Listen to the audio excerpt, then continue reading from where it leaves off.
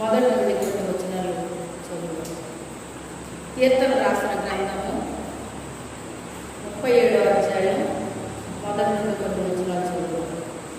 చెడ్డవారిని చూచి నువ్వు వ్యసనపడకుము, దుష్కార్యములు చేయు వారిని చూచి మత్సరపడకుము. వారు గడ్డి వలనే త్వరగా ఎండిపోవదురు, పచ్చని కూర వలనే వాడిపోవదురు. యెహోవా యందు నమ్మిక ఉంచి మేలు చేయుము, దేశమందు నివసించి సత్యమును అనుసరించుము. యెహోవాను బట్టి సంతోషించుము, ఆయన నీ హృదయ వాంఛలను తీర్చును. నీ మార్గమును యెహోవాకు అప్పగించుము, నీవు ఆయన నమ్ముకును, ఆయన నీ కార్యము నెరవేర్చును. ఆయన వెలుగును వలె నీ నీతిని, మధ్యాహ్నమును వలె నీ నిర్దోషత్వమును వెల్లడిపరచును. చిన్న ప్రార్థన చేస్తున్నాను. పరిశుద్ధుడైన తండ్రి, మీ వందనాలు, స్తోత్రాలు తండ్రి. నాయన, ఈ రాత్రి కాల సమయంలో ప్రభువా, మీ దివ్య వాక్యం ద్వారా నాతో అందరితో మాట్లాడు తండ్రి. నాయన, ఎంతమంది బిడ్డలు ఈ వాక్యాన్ని చూస్తూ ఉన్నారు, అనుకుంటున్నారు ప్రభువా, అందరితో మీరు మాట్లాడండి నాయన. ప్రతి ఒక్క బిడ్డతో మీరు మాట్లాడండి నాయన. తండ్రి యేసయ్య, మీకే స్తోత్రాలు తండ్రి. ఎంతమంది బిడ్డలకి వాక్యం అవసరమై ఉందో తండ్రి నాయన. యేసయ్య, మీకే స్తోత్రాలు తండ్రి. హృదయాంతరంగాలు ఎరిగిన దేవుడు ప్రభువా, ప్రతి బిడ్డని నాయన చూచుచున్న దేవుడు అయ్యున్నావు. ప్రతి హృదయము నీకు తెలుసు నాయన, ప్రతి ఆలోచన మీకు తెలుసు తండ్రి నాయన. ప్రతి ఒక్క బిడ్డతో మీరు మాట్లాడండి నాయన. ఈ మైక్ శబ్దులకు దూరం వినిపిస్తున్నంత మించిన దూరం నీ దివ్య వాక్యం బయలుదేరి అందరినీ దర్శించి స్పర్శించి నీ పరిశుద్ధాత్మ కార్యం బలముగా మీరు జరిగించి సహాయం దయచేయమని యేసు అతి పరిశుద్ధ నామమున వేడుకుంటున్నాము తండ్రి. ఆమేన్. హల్లెలూయా. ఇక్కడ దావీదు గారు 37వ కీర్తనలో ఏమని రాస్తున్నారంటే, చెడ్డవారిని చూచి నీవు వ్యసన పడకము, దుష్కార్యములు చేయు వారిని చూచి మత్సరపడకము అంటున్నారు. చెడ్డవారిని చూచినప్పుడంట వ్యసన పడద్దు అని ఎందుకు చెప్పాడు ఆయన అంటే, చెడ్డవారంటండి అంటే చెడు హృదయం కలిగి చెడు కార్యాలు చేసేవాళ్ళు చాలా బాగుంటారంట. ఎలా ఉంటారు? చాలా బాగుంటారంట. అయితే మంచి హృదయం కలిగి, మంచి ఆలోచన కలిగి, మంచి ప్రవర్తన కలిగి, నీతిగా యథార్థంగా జీవిస్తూ బ్రతికే వాళ్ళకి అనిపిస్తుందట, ఏంటి నేను ఇంత యథార్థంగా ఉన్నాను కదా, ఇంత నీతిగా బ్రతుకుతున్నాను కదా, నా పరిస్థితి ఏంటి ఇలా ఉంది? వాళ్ళంత చెడ్డోళ్ళు కదా, అసలు వాళ్ళ హృదయమే మంచి హృదయం కాదు, వాళ్ళ ఆలోచనలే మంచి కాదు, వాళ్ళు చేసిన పనులే మంచి కాదు, కానీ వాళ్ళ పరిస్థితి ఏంటి అలా ఉంది అని మీరేం చేయకూడదు, వ్యసన పడద్దు, మీరు వ్యసన పడద్దు అని చెప్తున్నాడు. దుష్కార్యములు చేయు వారిని చూచి మత్సరపడద్దు. వాళ్ళ కార్యాలు దుష్కార్యాలు అటండి, మంచి కార్యాలు చేయరు వారు. దుష్కార్యము, మంచి కార్యాలు చేసేవారి పరిస్థితి బాగోదట, దుష్కార్యాలు చేసేవారి పరిస్థితి బాగుంటుందట. అందుకే అంటాడు కదా, వాళ్ళను చూసి నువ్వు మత్సరపడవద్దు అని క్రింద చెప్తున్నాడండి. వాళ్ళ పరిస్థితి ఎలా ఉంటుందో కింద చెప్తున్నాడు. మొదటి వాళ్ళ పరిస్థితి ఎలా ఉందంటండి, చాలా బాగుంది, చాలా బాగుంది. కానీ క్రింద చెప్తున్నాడు, వారు గడ్డి వలనే త్వరగా ఎండిపోవుదురు. గడ్డి ఏం చేస్తుందండి? ఎంత ఎంత త్వరగా ఎండిపోద్ది చెప్పండి? గడ్డి ఎంత త్వరగా ఎండిపోద్దండి? మీకు తెలుసు, కొంచెం గడ్డిని మనం ఇలాగా తీసినప్పుడు, ఒక పక్కన పడేసినప్పుడు అది ఎంత త్వరగా ఎండిపోద్దండి? చాలా త్వరగా ఎండిపోతుంది. అంటే వారి పరిస్థితి అలా ఉంటుంది, వారి పరిస్థితి అలా ఉంటుంది. ప్రస్తుతం చూసి ఇదేంటి నేను ఎంత ఇలా ఉన్నానో, వాళ్ళు అలా ఉన్నారు, నా హృదయం ఎలా ఉంది, వాళ్ళ హృదయం అలా ఉంది. వాళ్ళ హృదయం నిండా చెడు ఆలోచనలే, చెడు తలంపులే, చెడు ప్రవర్తనే, చెడు కార్యాలే, దుష్ట కార్యాలే దుర్గార్యాలే, దురాలోచనలే, కానీ నాకేంటి ఇలా జరుగుతుంది, కానీ వాళ్ళు అంత బాగున్నారేంటి అని అనుకుంటున్నావా? అలా అనుకోవద్దు. వాళ్ళ జీవితం అంతా కలిసి ఎలా ఉన్నది అంటున్నాడు ఆయన. ఒక గడ్డికి పోలుస్తూ ఉన్నాడు.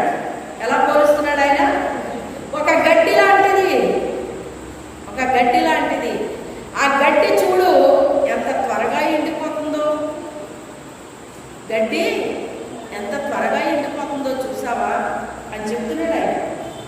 పచ్చని కూర వలనే వాడిపోదురు, పచ్చని కూర వలనే వాడిపోతారు.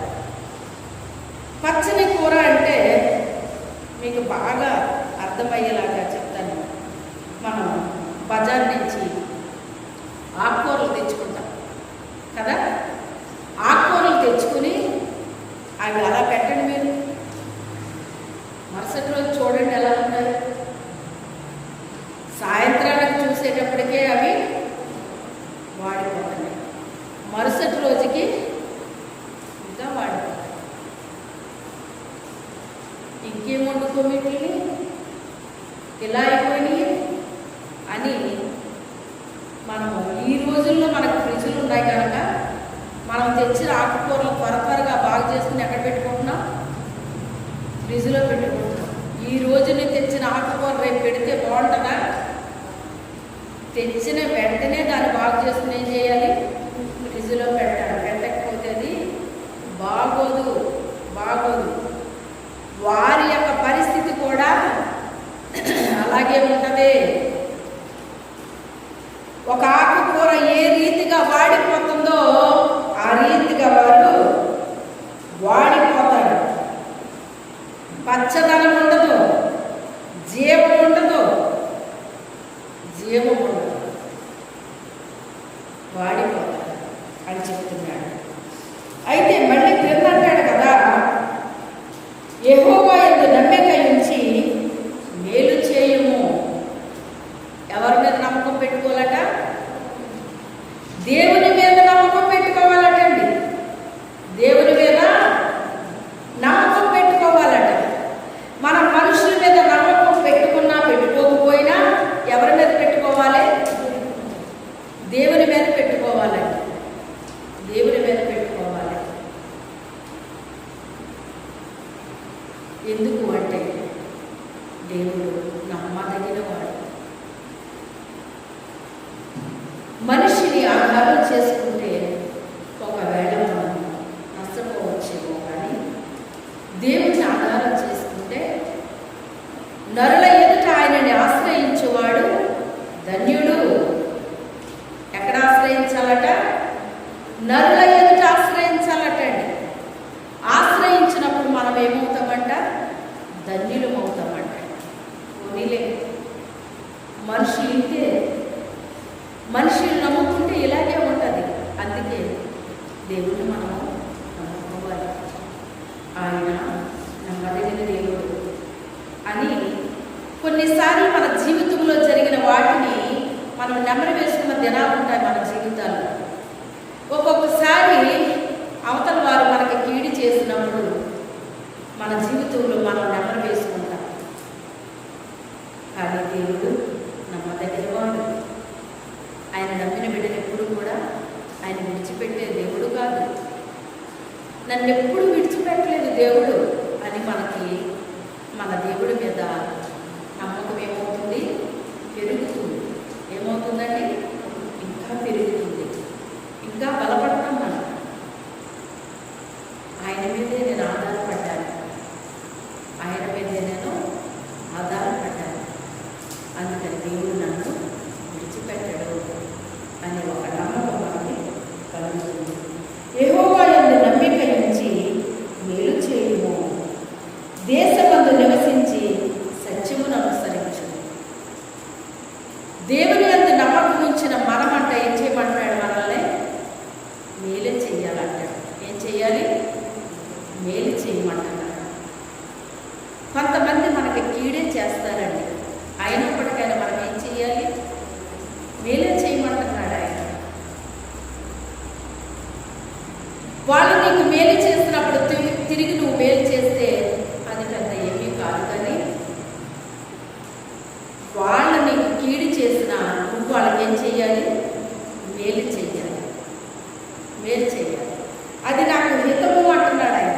అది నాకు హితము. వాళ్ళ కీడు చేశారని నువ్వు కీడు చెయ్యొద్దు. అందుకే కీడు చేయకుండా మన చేతులు మనం ఏం చేసుకోవాలి? కాపాడుకోవాలి. అందుకే మనం చేతులు ఎత్తినప్పుడు అది సాయంకాల నైవేద్యంలా ఉంటుందండి దేవుడు. మనం చేతులు ఎత్తితే మన చేతులు నిర్దోషంగా కనబడాలి. రవ్వా వాళ్ళు నాకు కీడు చేశారు కానీ నేను వాళ్ళకి కీడు చేయలేదయ్యా అని మరి మనకి తెలుసు, ఆయనకి తెలుసు. మనం చేతులు ఎత్తినప్పుడు అంగీకరించబడతాం. మన ప్రార్థన అంగీకరిస్తాడు, మనల్ని అంగీకరిస్తాడు ఆయన. అందుకే మనం మేలు చేసేవారుగా ఉండాలి కానీ కీడు చేసేవారుగా ఉండకూడదండి. కీడు చేసేవారుగా ఉండకూడదు. అదే చెప్తున్నాడు. దేవుని యందు నమ్మిక ఉంచి మేలు చేయి, దేశమందు నివసించి సత్యమును అనుసరించు. సత్యమును అనుసరించు. దేశంలో మనం నివసిస్తున్నాం, ఎవరిని అనుసరించాలి? సత్యమును అనుసరించాలి. నేనే మార్గమును సత్యమును జీవమునై ఉన్నాను, నా ద్వారా తప్ప ఎవ్వడూ తండ్రి వద్దకి రాడు గనక సత్యమును నువ్వేం చేయాలి? అనుసరించాలి. చాలా మార్గాలు మనకు కనబడతా ఉంటాయి. ఏ మార్గంలో వెళ్ళాలో మనకి తెలియాలి. నేను వెళ్ళే మార్గం సత్యమేనా? ఇది దేవుని మార్గమేనా? ప్రభువా ఇది నీ మార్గమేనా? నేను ఇలాగా వెళ్ళొచ్చా అని అది దైవ మార్గమో కాదో మనం చూసుకోవాలండి. అది దైవ మార్గమో కాదో చూసుకోవాలి. నాకు ఉన్నటువంటి ఇందాక ఒక తలంపు కలిగిందండి. తలంపు అంటే దేవుడు ఒక విషయాన్ని నాకు వివరించారండి. నేను చాలా మందికి కుటుంబ సభ్యులు సమాధానం లేని వారికి, అంటే తల్లి బిడ్డల మధ్య కావచ్చు, అలాగే వారి కుటుంబీకులతో కావచ్చు, సమాధానపరచడం నాకు ఇష్టమండి. నాకు అలవాటు. వాళ్ళ విడివిడిగా ఉండే కంటే వాళ్ళ కలిసి జీవించడం అనేటువంటిది నాకు ఇష్టం. అప్పుడు పరిశుద్ధాత్మ దేవుడు మరొక వ్యక్తిని జ్ఞాపకం చేసి, నీకు వాళ్ళకి ఉన్న వ్యత్యాసం ఇది అని పరిశుద్ధాత్మ దేవుడు నాతో మాట్లాడుతున్నారు. వాళ్ళు చేసే పని ఎలా ఉంది అంటే, తల్లి బిడ్డల మధ్య విభేదాలు కలిగించే మనస్తత్వం, కుటుంబీకులతో ఏక మనసు లేకుండా చేయడం, అది ఆ వ్యక్తి చేసే పని. నాకు ఎందుకు ఆ పాయింట్ దేవుడు జ్ఞాపకం చేశాడో నాకు అర్థం అవ్వలేదు, కానీ ఇప్పుడు నాకు అర్థమైంది. అంటే మనము ఏం చేయాలంటే సహజమైనంత వరకు వారికి సమాధానాన్ని కలుగు చేయాలి. ఒక తల్లి బిడ్డ మధ్య మనం ఏమి ఇవ్వాలి? సమాధానాన్ని కలుగు చేయాలండి. కుటుంబీకులతో సమాధానాన్ని కలుగు చేయాలండి. వారిని ఏం చేయకూడదు? మనము విడతీయకూడదు, విడగొట్టగలదు. మనం ఏం చేయాలి? మనం సమాధాన అధిపతి అయిన దేవుని యొక్క బిడ్డలం మనం అయినప్పుడు మనం ఏం చేయాలి? విడిపోయిన వారికి సమాధానాన్ని కలుగు చేసే బిడ్డలుగా మనము ఉండాలి. అదే వాళ్ళకి మేలు చేయటం. మనం అదే వాళ్ళకి మేలు చేయటం. ఎస్తేరు ప్రార్థనా సహవాసం మొదలుపెట్టిన తర్వాత ఒక వ్యక్తి నాతో చెప్పిన సాక్ష్యం విని నేను చాలా సంతోషపడ్డానండి. ఏంటి అంటే, ఆ తల్లికి తనకే సమాధానం ఉండేది కాదంట. తల్లికి తనకే సమాధానం ఉండేది. అంటే ఎంత సమాధానం ఉండేది కాదు అంటే, తల్లిని పట్టుకుని కూడా కొట్టిన రోజులు ఉన్నాయంటండి ఆమె. ఎవరు?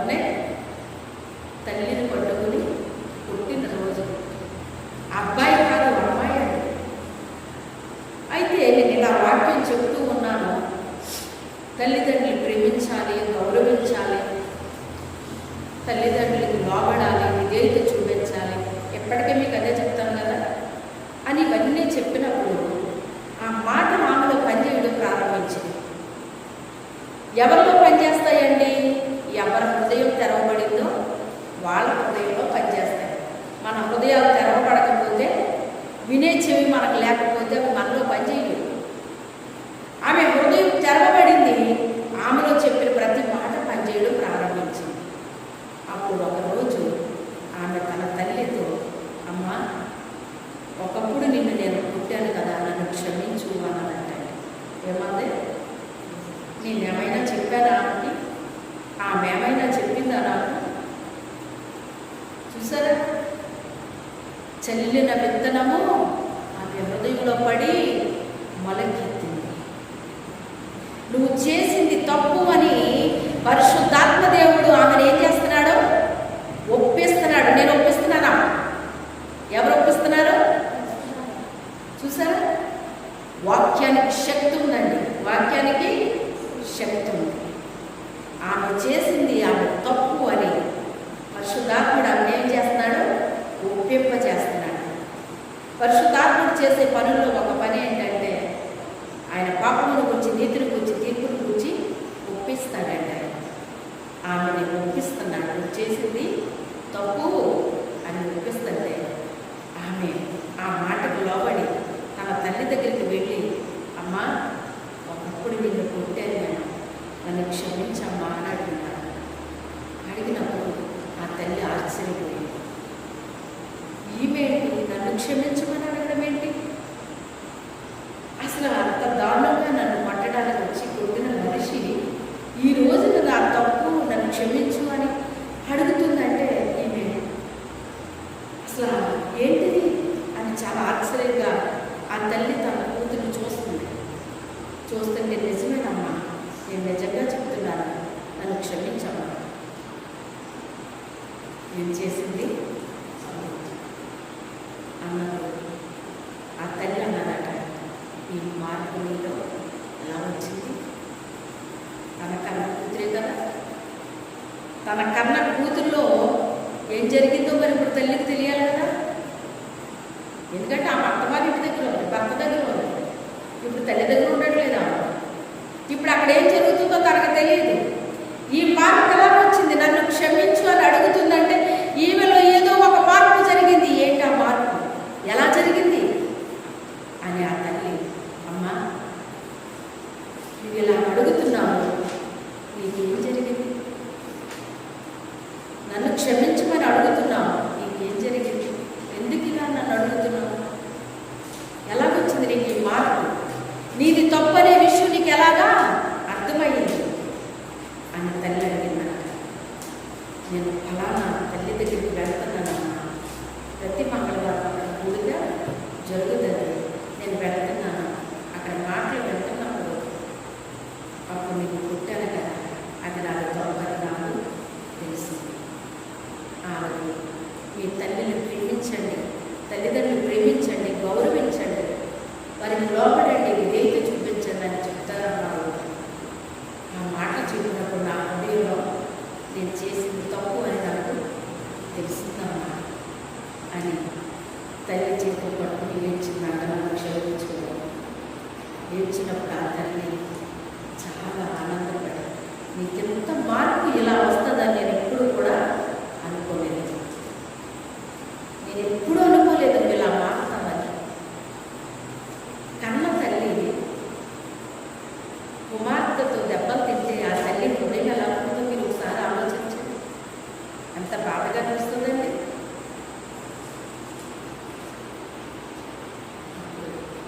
ఆ తల్లి చాలా ఆనందపడి, నీ హృదయం ఈ రీతిగా మారింది, నాకు చాలా సంతోషంగా ఉంది. కానీ నిన్ను ఎలా మార్చిన ఆ తల్లి ఎవరు? నిన్నెలాగా మార్చిన ఆ తల్లి ఎవరో కానీ అప్పుడు పాదాలు పట్టుకోవచ్చు అన్నమాట. ఏమన్నది? ఇలాంటి మాటలు అనేక మంది చెప్పారండి నాకు, ఒక్కరు కాదు, అనేక మంది చెప్పారండి నాకు. ఆ తల్లి ఎవరో కానీ ఎలాంటి తల్లి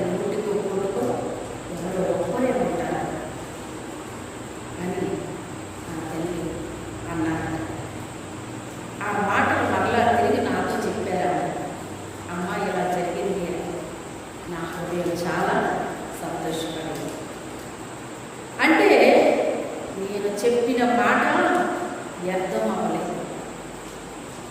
పరిశుద్ధాత్మ దేవుడు మీరు హృదయంలో ఈ రీతిగా కార్యం చేస్తున్నాడా? నేనేమి ఒప్పుకోని చెప్పలేదు, ఆమె ఇలా జరిగిందన్న విషయం నాకు చెప్పలేదు, నాకు తెలియదు అసలు. కానీ ఇంత కార్యం ఇలాగా జరిగిందని నాకు చాలా సంతోషం అనిపించిందండి.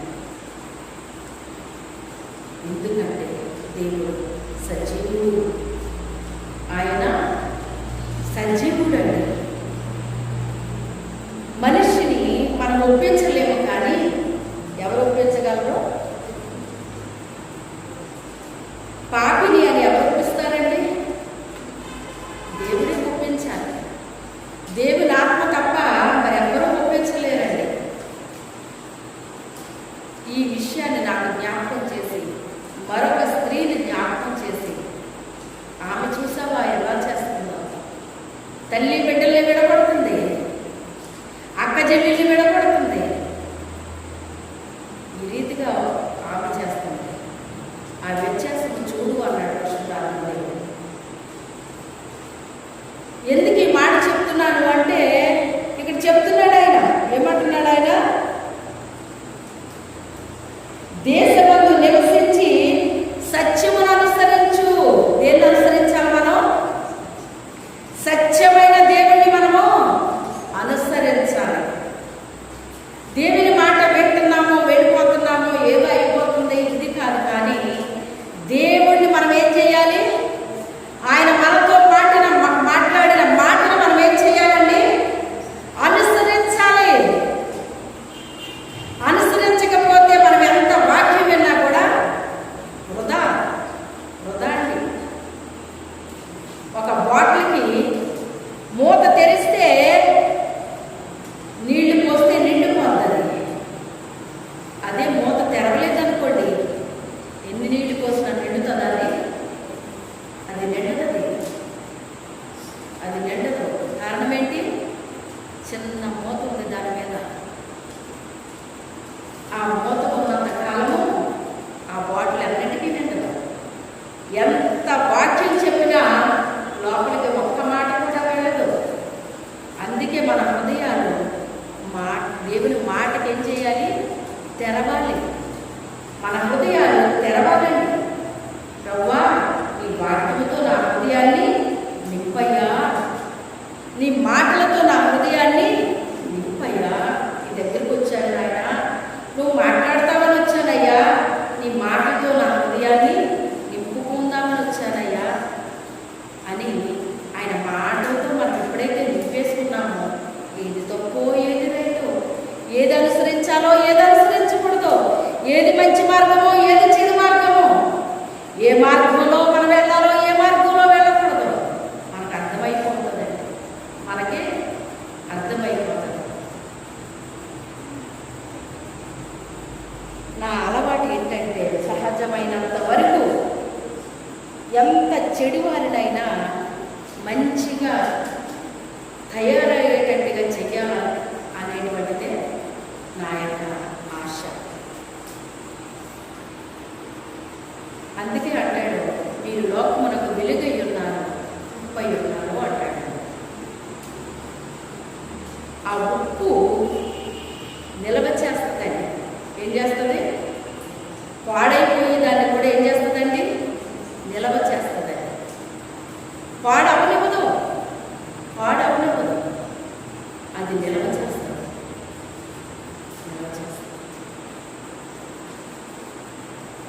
యెహోవాను బట్టి సంతోషించుము, ఆయన నీ హృదయ వాంఛలను తీర్చును. ఎవరిని బట్టి నాకు సంతోషం లేదండి. ఏమంటాము? ఎవరిని బట్టి కూడా నాకు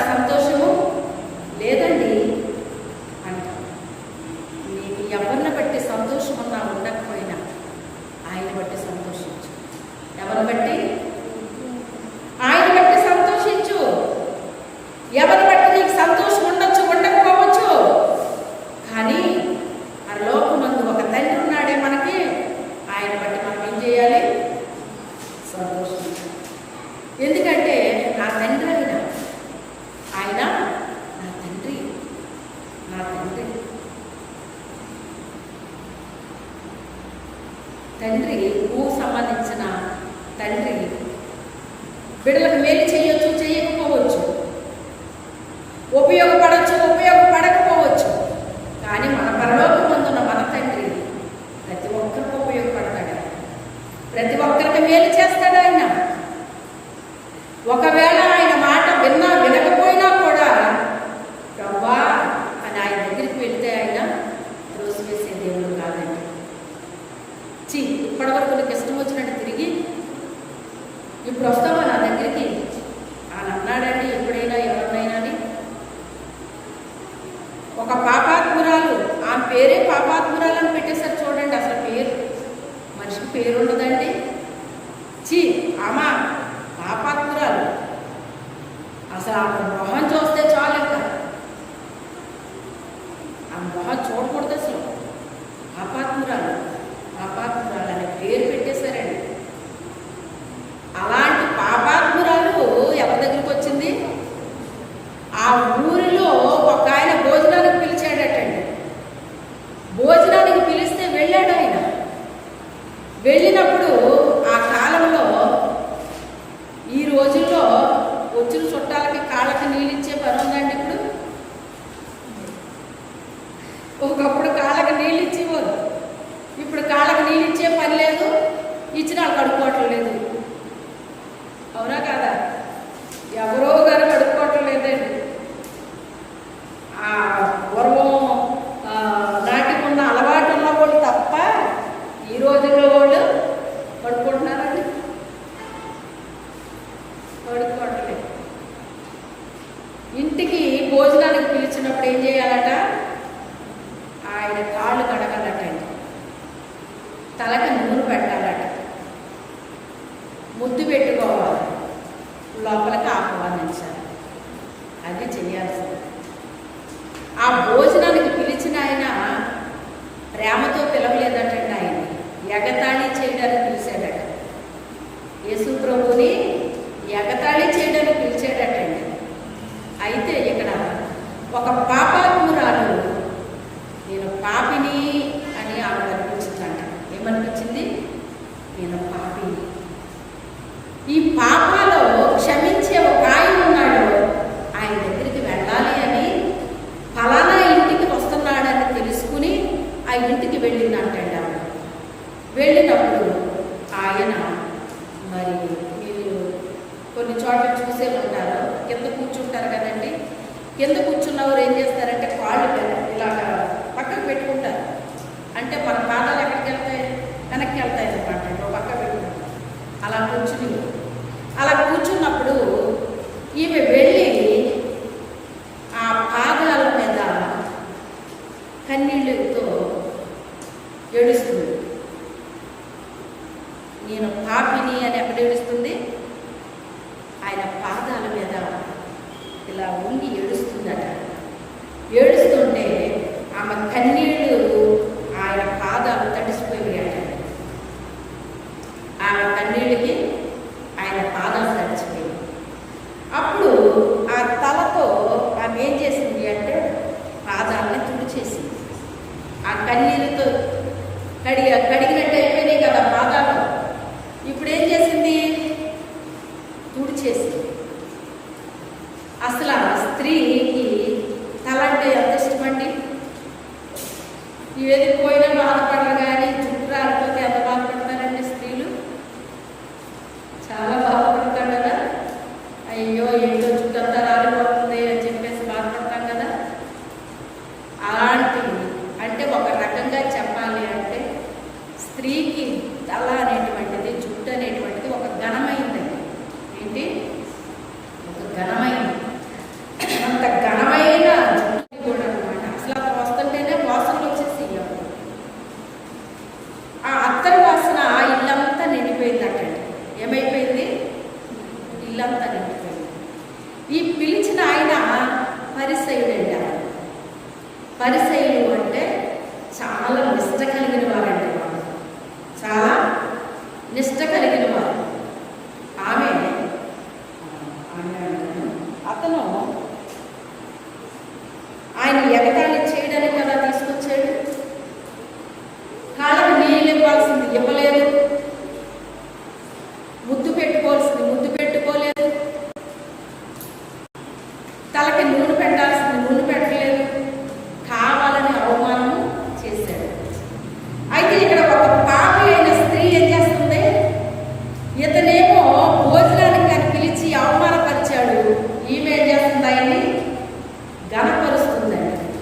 చేస్తుంది?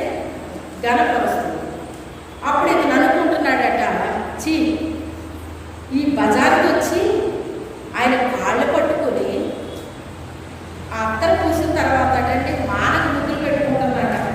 ఎక్కడ పాదాలు ఎవరైనా ముద్దు పెట్టుకుంటారండి? ఎవరిని ముద్దు పెట్టుకుంటారంటే చిన్ని పిల్లలు ముద్దు పెట్టుకుంటారు కదా. చిన్ని పిల్లల పాదాలైనా ముద్దు పెట్టుకుంటారు. అలాగా ఈమె ఆయన పాదాలని మానకు ముద్దు పెట్టుకుంటున్నారంటే ఎంత బంగారు పాదాలయ్యాయి అని ఈ పాదాలను పట్టుకునే భాగ్యం నాకు దొరికిందయ్యా, నా పాపాలను క్షమించావయ్యా, ఈ పాదాలు పట్టుకునే భాగ్యాన్ని నాకు ఇచ్చావయ్యా అన్నట్టుగా ఆవిడ మానకు ముద్దు పెట్టుకుంటున్నాడు.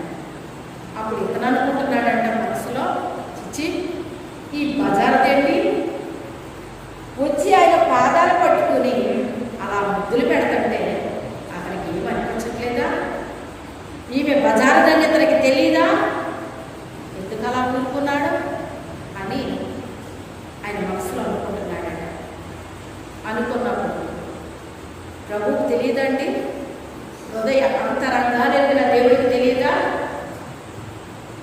అప్పుడు ఆయన అంటాడు కదా, సిమోను, నీతో ఒక విషయం చెప్పాలనుకుంటున్నానయ్యా. ఏంటి ప్రభు? చెప్పండి చెప్పండి అన్నాడు. ఒక ఆయనకి ఒక 500 రుణం ఉన్నాడంటయ్యా ఒక అతను, మరొకరు 50 రూపాయలు రుణం ఉన్నారంట. అయితే ఇద్దరికి తీర్చడానికి శక్తి లేదు. 50 రూపాయలు తీర్చడానికి శక్తి లేదు, 500 రూపాయలు తీర్చడానికి శక్తి లేదు. అప్పుడు మా రుణాలు క్షమించు అని ఆ యజమానిని అడిగారు. ఆ యజమానుడు సరే వద్దులే అని చెప్పేసి క్షమించేశాడు ఆయన. అప్పుడు ఎవరికి ఎక్కువ సంతోషం ఉంటుంది అన్నాడంటండి ఆయన. మీరు చెప్పండి, ఎవరికి ఎక్కువ సంతోషం ఉంటుంది కదా? ఎంత బాగా తెలిసింది. 500 క్షమించి వాళ్ళకి ఎంత సంతోషం ఉంటుందంటే అంత సంతోషం ఉంటుందండి కదా అని ఇలాగే అడిగాడు ఆయన. ఎవరికి ఎక్కువ సంతోషం ఉంటుంది అన్నప్పుడు 500 తీర్చలేకుండా వ్యక్తికి సంతోషం ఉంటుంది అన్నాడు. అన్నాడు, నువ్వు చాలా సరిగ్గా చెప్పావయ్యా, నువ్వు చాలా సరిగ్గా చెప్పావు. ఆమె విస్తారంగా పాపం చేసింది. ఏం చేసింది? విస్తారంగా పాపం చేసింది. అందుకే పాపాత్మురాలనే పేరు వచ్చింది అక్కడ. ఆమెకేమొచ్చింది? పాపాత్మురాలనే పేరు వచ్చింది. ఆమె విస్తారముగా పాపం చేసింది, కానీ విస్తారముగా నన్ను ప్రేమించింది. ఎంత విస్తారంగా పాపం చేసిందో అంత విస్తారంగా నన్ను ప్రేమించినాము. నీ ఇంటికి రమ్మని, భోజనానికి రమ్మన్నావు, వచ్చాను. నాకు కాళ్ళు కడుక్కోవడానికి నీళ్ళు ఇవ్వలేదు, నా తలకి నూనె పెట్టలేదు, నన్ను ముద్దు పెట్టుకోలేదు. కానీ ఆమె తన కన్నీళ్లతో నా పాదాలు కడిగింది, తన తల వెంట్రుకలతో తుడిచింది, అత్తర పూసింది, మానక ముద్దులు పెట్టుకుంది. అందుకే విస్తారముగా ఆమె ప్రేమించింది కనుక ఆమె విస్తారమైన పాపాలు క్షమించబడ్డాయి అన్నాడు. చూసారా? అంటే ఎంత ఘోర పాపినైనా నేను పాపిని అని వాళ్ళ హృదయపూర్వకంగా వాళ్ళని తెలుసుకుని ఒప్పుకున్నప్పుడు, నోటితో ఒప్పుకోవడం కాదు, హృదయపూర్వకంగా వాళ్ళ పశ్చాత్తాపడాలి. నేను పాపిని అని వాళ్ళకే అనిపించాలి, తెలియాలని. అట్టి రీతిగా వాళ్ళ పశ్చాత్తాపడి అడిగితే ఆయన త్రోసివేసే దేవుడు కాదు. ఈ రీతిగా కథ చెప్పిన తర్వాత, నువ్వు విస్తారంగా నన్ను ప్రేమించావు కనుక నీ విస్తార పాపాలు క్షమించబడ్డాయి, వెళ్ళు అన్నాడు ఆయన. వెళ్ళమ్మా అన్నాడు. వెళ్ళు అని చెప్పి అప్పుడు ఆమె చాలా హ్యాపీగా వెళ్తుంది. ఇంతలా క్షమిస్తాడని నేను అనుకోలేదు. ఇంతలా క్షమిస్తాడని అనుకోలేదు అంటే నేను ఆ పరిసైడ్ కంటే నేను గొప్పదాన్ని అనుకుంది. ఇప్పుడు ఏమనుకుంది? ఆ పరిసైడ్ కంటే నన్నే పొగిడాడు ఆయన, నేనే గొప్పదాన్ని అనుకుందనమాట. అనుకునేటట్టు వెంటనే పిలిచి, అమ్మా అన్నాడు. ఏంటి ప్రభువా? వెనకెళ్ళింది. ఇక పాపం చెయ్యకు అన్నాడు. ఏమన్నాడు? నీ విస్తారమైన పాపాలు క్షమించాను అంటే నువ్వు పాపం చేయడానికి నేను లైసెన్స్ ఇచ్చానని కాదు దీనికి అర్థం. నువ్వు ఎంత పాపం చేసినా చెయ్యి అని లైసెన్స్ ఇచ్చాననుకుంటున్నావేమో. ఇక నువ్వేం చేయకూడదు? పాపం చేయకూడదు. ఇక పాపము చెయ్యకు అంటే ఆయన దగ్గరికి వచ్చి పశ్చాత్తాపడి ఒప్పుకుని విడిచిపెట్టిన వ్యక్తి ఇక తిరిగి పాపము చెయ్యరండి. పాపము చెయ్యరు. ఎందుకంటే దేవుని యొక్క బీజం వారిలో పడిపోయినప్పుడు వాళ్ళ యొక్క పాపము చెయ్యజాలరండి. పాపము చెయ్యజాలరని వాక్యం చెప్తుంది. ఆయన దగ్గరికి వచ్చినప్పుడు ఆయన త్రోసివేసే దేవుడు కాదండి. యెహోవాను బట్టి సంతోషించు అంటే ఎవరిని బట్టి నేను సంతోషించాలి ప్రభువా? ఏ పరిస్థితి బాగుందని నేను సంతోషించాలి అని నువ్వు అనుకుంటున్నావా? ఎవరిని బట్టి సంతోషించాలి? యెహోవాని బట్టి సంతోషించు. ఆయన నీ హృదయ వాంఛలను తీర్చు. నీ హృదయంలో కొన్ని కోరికలు ఉన్నాయి.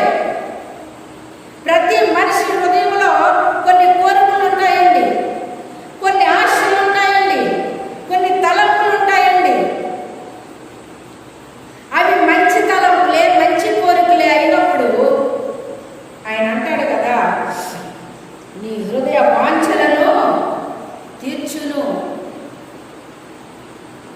సామెతల్లో సొలొమోను గారు రాస్తూ ఆయన అంటాడు కదా, నీతి మంతులు ఆశించినది దొరుకును. నీతి మంతులంట ఏది ఆశిస్తే అది వాళ్ళకి ఏం చేస్తుందటండి? దొరుకుతుందంట, ఎప్పటికైనా దొరుకుతుందంట. ఆయన చెప్తున్నాడు అలా.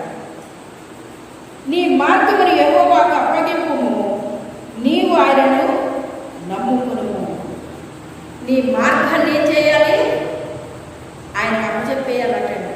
ప్రభువా, నేను ఎలా నడవాలో, ఎలా జీవించాలో నన్ను నీకే అప్పగించుకుంటున్నాను.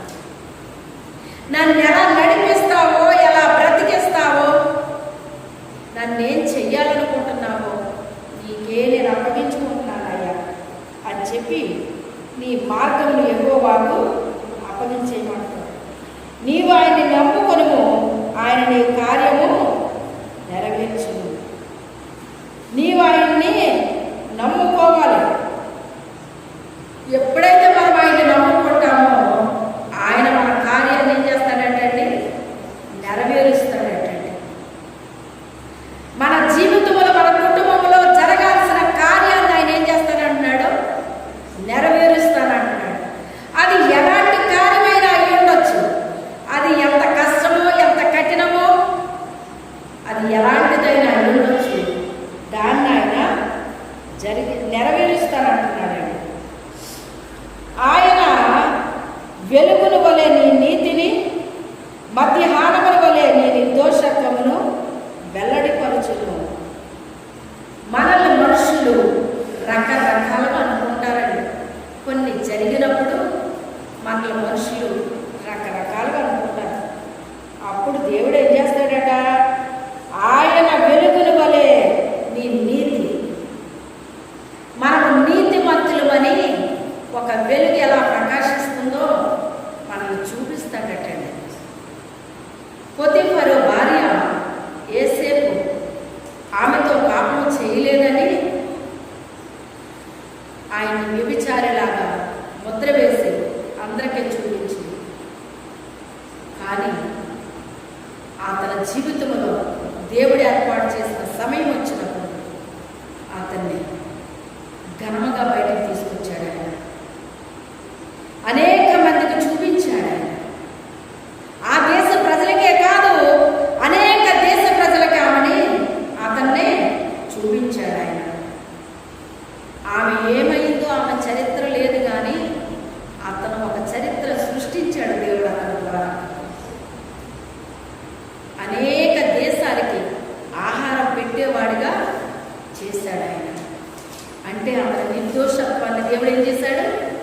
వెలుగులాగా.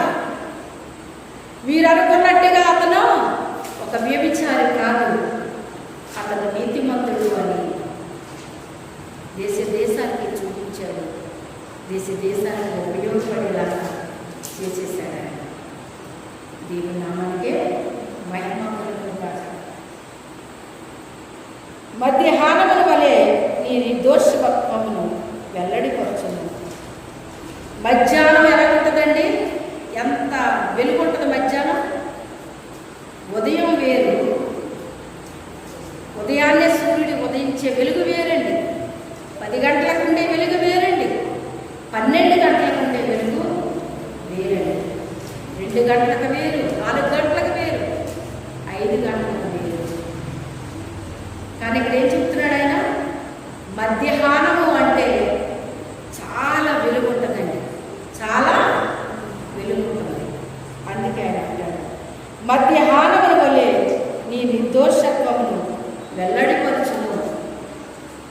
అంటే ఏ ప్రజలు మన మీద దోషాన్ని మోపారో మనల్ని నిర్దోషిగా నిలబెట్టేస్తాడటండి. ఎక్కడ?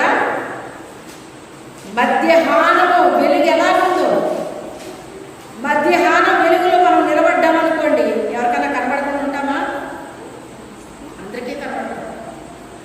ఆ రీతిగా మన మీద అనేక మంది దోషాలను మోపారే, నిందలు వేశారే, అవమానపరిచారే, అటువంటి వారందరికీ మనల్ని ఎలా చూపిస్తాడంట ఆయన? ఒక నిర్దోషి. వీళ్ళలో ఏ దోషము లేదు. యేసు ప్రభువుని ఏమంటున్నాడండి ఆయన? పిలాతు తీర్పు తీర్చేయమంటున్నాడు ఆయన.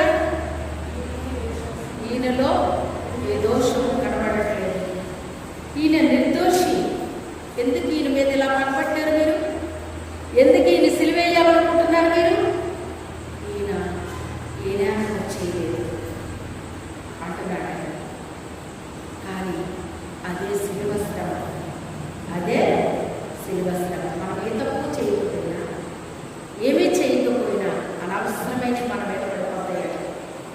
నిందలు వేసేస్తారు, అవమానపరుస్తారు, చెడ్డ మాటలు పలుకుతారండి. ఇవన్నీ మీ మీదకు వచ్చినప్పుడు మీరేం చేయాలి? సంతోషించి ఆనందించండి. మీ ప్రతిఫలం పరలోకంలో అధికమవుతుంది అని అత్తయ్య గారు రాస్తున్నాడండి. అలాగే మధ్యాహ్నం వలె నీ నిర్దోషత్వాన్ని ఆయన వెల్లడి చేస్తాడు. మనం వెల్లడి చేసుకోలేమండి. ఎవరిని నమ్మించలేమా? ఎవరు నమ్మించాలి? ఎవరు చూపించాలి మనల్ని? ఆయన ఒక దినాన్ని చూపించేస్తాడు. మనం బాధపడిన అవసరం లేదు, మన దుఃఖపడిన అవసరం లేదు. అందుకే ఆయన మార్గంలో మనం వెళ్ళిపోవాలి, ఆయన్నే నమ్ముకోవాలి, ఆయన మీద ఆధారపడాలి, ఆయన్నే ఆశ్రయించాలి. అలా మనం కీడు చేసినా మనం కీడు చేయకూడదు.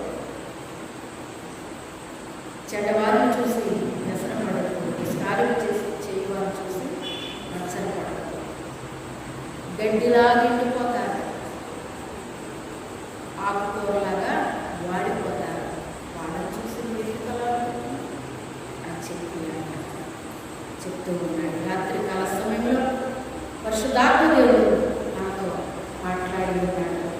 మనం ఆయన తన మాటలు మన హృదయంలో భద్రపరుచుకుని, తండ్రి నీవు ఉన్నావయ్యా, నాకు తోడు